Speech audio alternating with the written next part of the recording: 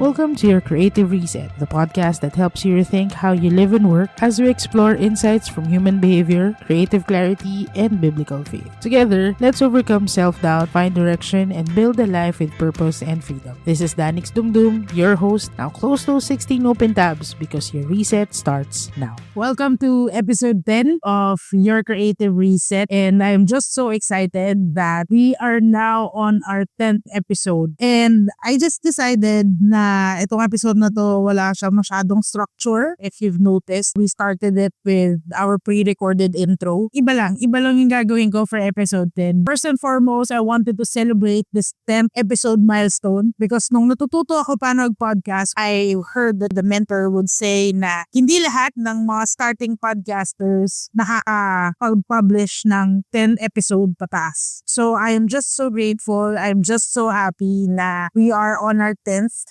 And I'm so grateful to the Lord na nagawa natin at ginagawa pa rin natin kung ano yung matagal natin gustong gawin. So I'm just so blessed to celebrate this milestone with you guys. And I also wanted to celebrate the number of downloads that we have. Of course, we have 147,000 downloads. We have so much downloads from the time that we started, and I'm just so grateful na binigyan nyo ng oras itong podcast na pakinggan and learn with me. Please do follow. And of course, hindi lang basta importante yung number of downloads, but I also wanted to celebrate our number of listeners. We have 147,000 listeners. We have 147 listeners, and I'm just so grateful for you guys na pinakikinggan nyo yung mga episodes natin. And I also wanted to encourage you to let me know which of the episodes really helped a lot. Ano yung topics, ano yung specific na sinabi ko on the episode that really resonated with you, na talagang it click lang sa inyo na meron kayong napulot dun sa particular episode na yon. Please do let me know. You can comment that on the platform in Spotify itself, meron. Or you can just add me in socials. You can add the show. We can just add your Creative Reset podcast in both Instagram and Facebook. And if you wanted to share your story, if you wanted to share your story, if you also have your own struggles in trying to change your life, in trying to overcome burnout, or in trying to overcome yung self-doubt, share mo yon, send mo sa akin by email. You can, remain anonymous if you would like. It's at yourcreativereset@gmail.com. So lahat ng details na tong mga to nasa show notes naman siya. And I would really love to hear your stories, guys, because I started this podcast not just for me. It's all about us together learning. And kung ako lang yung palagi magsasalita, kung kwento ko lang lagi yung naririnig nyo, baka hindi ako nakakatulong. So I wanted to know how the show has helped you and kung paano ko pa kayo pwedeng matulungan. Now, bakit ko nga ba sinimulan tong podcast na to? Why did I start your Creative Reset? Hindi na ako magpapatumpik-tumpik because I wanted to have an online business. I want to stay at home and work in my own home office na wala na akong outside entity na nagpapasweldo sa akin. I just wanted to have it all online, doing the things that I wanted to be doing. And yeah, that's why I started this podcast. I've seen this done by many creators, so I also wanted to do the same. Kasi kung sila nga nagagawa nila, I also wanted to do the same for myself. I wanted to make sure this can support the lifestyle that I also want as a creator. And yeah, that's the ultimate reason why I wanted, because if others can do it, ibig sabihin kaya siyang ma-achieve. And I also wanted to prove that to others who wanted to do the same. We live in the day and age na yung system ng mundo ngayon hindi na katulad dati na kailangan mong umalis ng bahay. Now, technology has enabled us to be able to work at the comforts of our home, doing the things that we love doing, and that's what I'm trying to do for myself. And second reason, because I really wanted to be a coach. I wanted to share lahat ng mga natututunan ko, particularly in personal development, to other people who also wanted to improve their lives. If there's one thing that I have discovered sa sarili ko is I'm keen to self-help, really growing and trying to have deep conversations with the people that I have. One of my ultimate reasons why I am in this journey. I do the things at my own pace, at my own time, with my own personality. But at the end of the day, I find myself na talagang na-encourage, na-inspire in having deep conversations with people around. And I'm also discovering that I'm after growth. I'm always after growth. So I also wanted to share with you my journey on bakit ko ba gustong maging coach. Meron ba akong certification or whatever? Wala. I don't have those kinds of certifications. Ang meron lang ako life experience. Ang meron lang ako wisdom from my life experience. Okay, lahat ng mga pinagdadaanan ko, I don't just take it for granted. I make sure that I learned a thing or two and gamit ko siya in navigating life. Why do I wanted to become a coach? Bakit ko ba gustong maging coach? Wala akong ibang mabigat na dahilan, kundi I believe that every one of us should live a life yung hindi ka lang nahihirapan. Kasi parang if you will take a look at life, parang ang hirap niya. Ito yung parang isang bagay na umiikot lagi sa isip ko na pag pinanganak ka, kailangan mo mag-aaral. Ako, I started formal schooling 6 years old ako. So, from 6 years old to 20 years old, let's say, hindi pa ito K-12. Ito pang curriculum ng mga batang 90s yan. Mag-aaral ka, pre-LM, tapos elementary hanggang grade 6, tapos mag-high school ka, tapos magka-college ka. Tapos, pag natapos mo yun, from grade 1 to college, you're 20 years old, you're expected to find a job. So let's say, nagkatabaho ka na, nakuha mo na yung dream job mo, nakuha mo yung salary that you wanted. What's next? You find a partner, mag-aasawa ka, what's next? Magkakaanak ka, what's next? Yung anak mo naman, papalakihin mo, papag-aralan mo, what's next? Magre-retire ka, etc. etc. That's life. And all throughout those life, parang meron siyang, parang may isip ko, tapos, lagi ako, I find myself searching for meaning. I find myself searching for a deeper reason why I need to do the things that I do. Throughout my career, I started working in the BPO industry. I was a call center agent for a couple of years. And kahit dun sa company na pinag-i-stayan ko before, I don't last more than 2 years. So I jumped from one company to another, either because hindi ko na gusto yung work schedule, it's either because the pay wasn't that good enough, it was because something is just off. So I transfer, I move on. Kasi I'm finding myself in nga, if I don't find meaning in the things that I do, I tend to switch something off because I need to do something different. So either magpapalit ako ng kumpanya or magpapalit ako ng role dun sa company. That was my cycle before until I was given an opportunity to work in the advertising industry. So in the creative field, because nung college pa lang ako, ito na yung dream job ko, magtrabaho sa ahensya. So nung nabigyan ako ng opportunity, I was so grateful. I did the best that I could and I excelled. I was able to create a path for me in the field. And I'm just so blessed to have the people na nakatrabaho ko before, even hanggang ngayon. So, I'm so grateful for all of them kasi yung journey ko in this life, yung career ko, has been good because of these people. As I progress, I still feel the same thing. I've been jumping from one agency to another until even I tried to work as an insurance agent, as a unit manager for an insurance company. So, nagtry ako mag-shift ng industry. What if mag-insurance ako? Pasok ako sa sales. And it was also good. It was well and good until na-realize sa sarili ko that I wasn't prepared to be an entrepreneur yet during that time. So, ang daming mga life happenings din nung year na yon, nung season ng life ko na yon. So, I needed to create structure with my life. So, I went back to agency. I went back to employment. And then, nung nasa employment ako noon, I realized na gagawin ko to differently. I still wanted the insurance industry.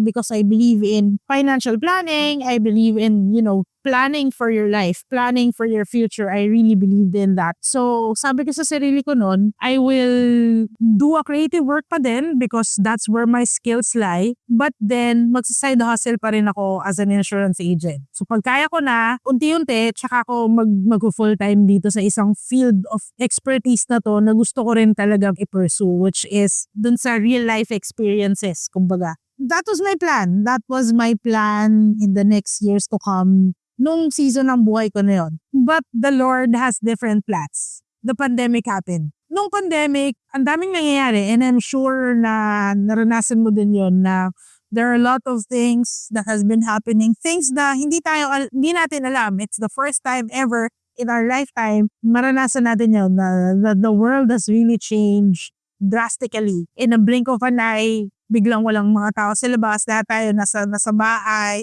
lahat tayo nagsa-social distance. And because yung industry that I belong to was the events and activation industry, yung agency ko before, the industry that I belong to has been greatly affected. Kasi ang daming January pa lang noong 2020, ang dami nang nagka-cancel ng mga events, di ba? Ang dami ng mga projects na hindi natutuloy, mga clients na nagbaback out sa projects, nagka-cancel, etc. because of the quarantines and all the protocols that the government and the entire world has declared, diba? So because of that, ang daming mga nangyayari sa paligid. Ang dami ring mga nangyayari sa isip ko until doors opened for me. One of my previous clients just messaged me, binigyan ako ng project. And then, yun na, career of going full-time in my own endeavor, doing my own endeavor has clicked. Hindi ko alam kung paano nangyari yon. It just happened and I just believe that it was grace. It was the Lord. Binless ako na magkaroon ng ganong klaseng opportunity. So, I was so excited because now, yung plano ko dati na gagawin ko pag naging full-time insurance agent ako, in a blink of an eye, nangyari sa na nakapag full-time ako working for myself. Na meron akong control sa projects na gagawin ko, may control ako sa income ko, may control ako sa mga taong makakatrabaho ko. Ultimately, yun kasi yung gusto ko, kaya ko gustong mag full-time sa insurance before. Sabi ko dati, parang plano ko in 2 years, yun ko yung gagawin ko siya. Pero nangyari siya in less than a year, nung nandun ako sa agency na yun, nangyari siya in less than a year and I was able to triple my income. Yung income ko before, tripled, even more than triple. And nakakatuwa na ganun kabilis yung growth na nangyari sa sarili ko. And because I have a lot of time nung panahon na yun, kasi nga, wala na ako 9 to 5. Kailangan may control ka, may structure ka pa rin ng oras mo. So, ikaw na yung boss ng sarili mo. So, dapat mas pinaplano mo yung araw mo. And that's where I really delve deeper into personal development because I know I need to put structure in myself na walang ibang taong maglalagay ng structure na yun kundi ako. That's where growth personally happened more para sa akin. I have surrounded myself with people na pareho ng path na tinitake. I have entered different types of cohorts, different type of communities na mga entrepreneurs din, mga freelancers. And I'm just so blessed to navigate that space. And then, I realized na no matter how much income I get, wala siya sa liit o laki ng project na ginagawa ko. I realized that no matter how much you make, how much revenue you generate, without purpose, without really pinning down yung bagay na gusto mong mangyari, you will lose even doing the things that you love to be doing. I love creativity. I love doing and working videos. I love writing. I love project management in a sense na yung skill ko din in visual design, yung skill ko din in storytelling, yung skill ko din in creative strategy na apply ko in that kind of project management. And I'm so grateful. Pero eventually, na-realize ko, kapag wala palang purpose yung ginagawa mo, if you don't find purpose, a deeper meaning dun sa ginagawa, more than just income, more than just revenue, you will lose even yung passion mo. So that's where I started to become burnt out. Kaya I have entered into the space of coaching. And while I was dipping my toes into coaching, while juggling my creative business din, doon pa dumating yung pinakamalaking life change sa buhay ko. And as you know it, if you've listened to the previous episode, I keep on mentioning this because it really changed my life in such a way na hindi ko lang akalain na it will happen sooner than I have expected. That I lost the most important reason of my life. I lost my mom. And during that time, everything just clicked na na-realize ko na death is real. Na-realize ko na dami-dami kong mga gustong gawin sa buhay that I have been putting off. Na-realize ko na there's a lot more room to grow than it's more than your bank account. It's more than the things that you see other people are doing. It is within. The change should happen from within and it just clicked. Yung pangyayaring yun has really become my wake-up call. In the recent years, na-realize ko sa sarili ko na hindi na yun eh. Kumbaga nagbago na yung perception ko, nagbago na yung tingin ko sa life, pati yung dreams ko, nagbago na din. And That's why when I look back in my life, na-realize ko na life has brought me this far. Ang importante ngayon, what would happen next? It was way back in 4 years ago when I attended Tony Robbins' Unleash the Power Within. And he mentioned, life happens through you, not just to you. Yung life nangyayari siya through you. So ano man yung mga experiences mo, ano man yung pinagdadaanan natin sa buhay, hindi lang siya para sa atin.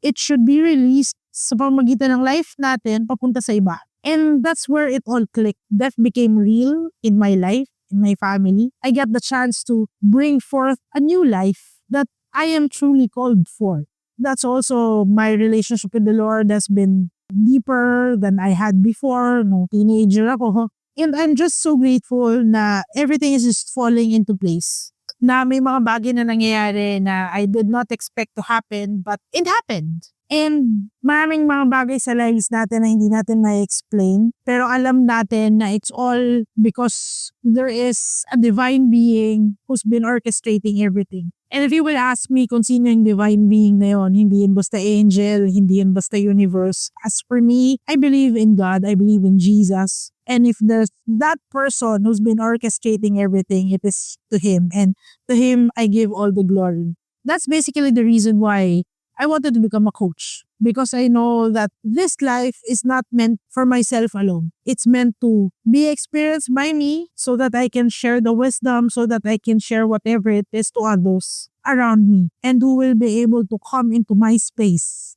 And ikaw na nakikinig ng podcast na to, and you reach this point, maybe you resonate with one of my stories or you're with me in the journey of discovering life and living the best out of this one life that we have. And with this thing, everything else that I am trying to do, kung di man kita malapit kay Lord, I wanted to help you live a better life from where you were before you listened to this podcast. And that's my ultimate goal on the next episodes to come. To help you be a better person after each episode. I wanted to conclude this episode by sharing with you that I'm locking in. I'm locking in and discovering a good process of how I would be able to become a coach for you who would like to improve yourself. And this, I would like to consider it as day one of me really locking in and becoming serious to becoming a coach to help more individuals